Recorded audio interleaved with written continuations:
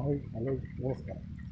ಈಗ ಭತ್ತವನ್ನು ಯಾವ ರೀತಿ ನಾಟಿ ಮಾಡುವುದು ಹಾಗೂ ಯಾವ ರೀತಿ ಬೆಳೆಯನ್ನು ಪಡೆಯುವುದು, ಇದು 4 ತಿಂಗಳ ಬೆಳೆಯಾಗಿದ್ದು ಇಲ್ಲಿ ಯಾವುದೇ ರೀತಿಯ ರೈತರು ಇಂತಹ ಉಪಕರಣಗಳನ್ನು ಬಳಸಿ ಹಾಗೂ ಇದಕ್ಕೆ ಸಂಬಂಧಪಟ್ಟಂತೆ ಎಲ್ಲ ಒಂದು ಚಿತ್ರಣ ನಿಮಗಾಗಿ.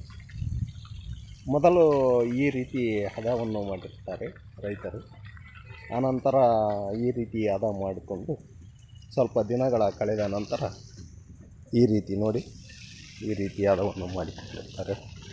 ಸ್ವಲ್ಪ ದಿನಗಳ ಕಳೆದ ನಂತರ ಇದಕ್ಕೆ ನೀರನ್ನು ಈ ರೀತಿ ತುಂಬುತ್ತಾರೆ.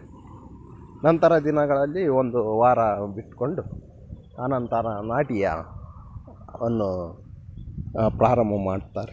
ಇಂತಹ ನಾಟಿಯನ್ನು ಪ್ರಾರಂಭ ಮಾಡಿದ ನಂತರ 1 ತಿಂಗಳ ಒಳಗಾಗಿ ಇದು ಬೆಳೆಯನ್ನು ಬೆಳೆಯುತ್ತಿರುತ್ತೆ. ನಂತರ ದಿನಗಳ